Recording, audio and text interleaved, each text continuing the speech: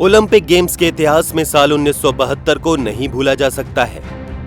इस साल फिलिस्तीनी आतंकवादियों ने 11 इजरायली खिलाड़ियों को मौत के घाट उतार दिया था और एक जर्मन पुलिस अधिकारी को भी मारा गया था। यह आतंकवादी हमला फिलिस्तीनी आतंकवादी समूह ब्लैक सितंबर ने किया था।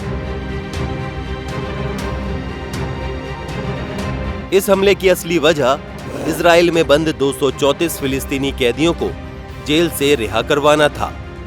साथ ही लाल सेना गुट के संस्थापक एंड्रियास बादेर और उर्लिके मीनहोफ को भी रिहा करवाना था।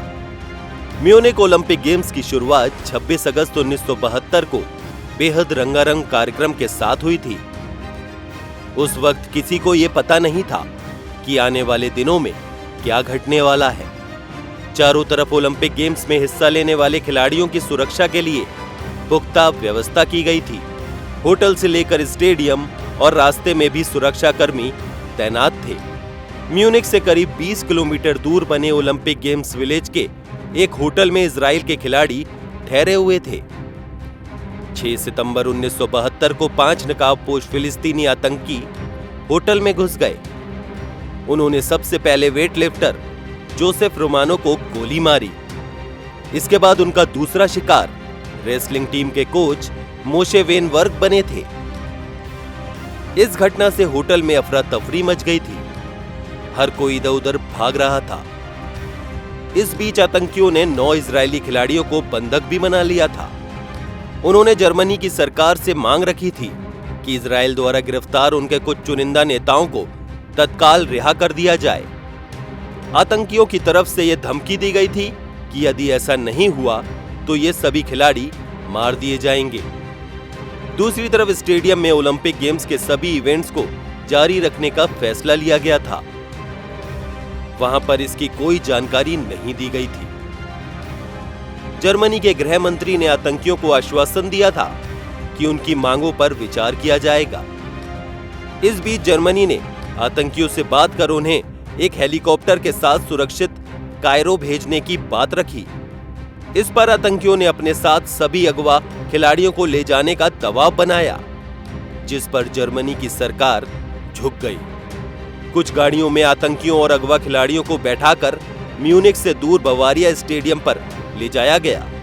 जर्मनी का प्लान था कि वो वहां पर एक ऑपरेशन को अंजाम देकर अगवा खिलाड़ियों को सुरक्षित छुड़वा लेंगे। बवारिया एयरपोर्ट पहुंचते ही बिल्डिंगों पर बैठे शार्प शूटर्स ने निशाना लगाना शुरू कर दिया। एयरपोर्ट पर अफरा तफरी का माहौल था। आतंकी किसी भी कीमत पर खिलाड़ियों को छोड़ना नहीं चाहते थे। तभी गोलीबारी के चलते एक आतंकी ने हथगोला निकालकर हेलीकॉप्टर पर फेंक दिया। एक तेज धमाके के साथ ही पूरा मंजर बदल गया। चारों तरफ लाशें बिछी थीं।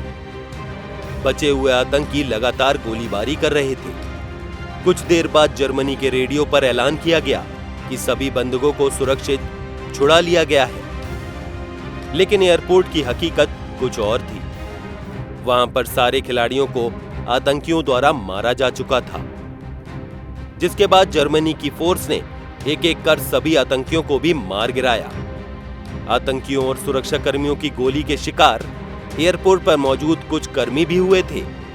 इस मंजर को देखकर सभी की आंखें नम थीं।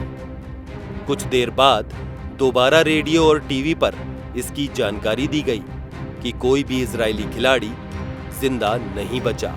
इसके बाद कुछ देर बाद ओलंपिक गेम्स के सभी इवेंट्स रोक दिए गए। ओलंपिक के इतिहास में ऐसा पहली बार हुआ था जिसमें इतनी सिक्योरिटी के बाद भी आतंकियों ने ऐसी घटना को अंजाम दिया।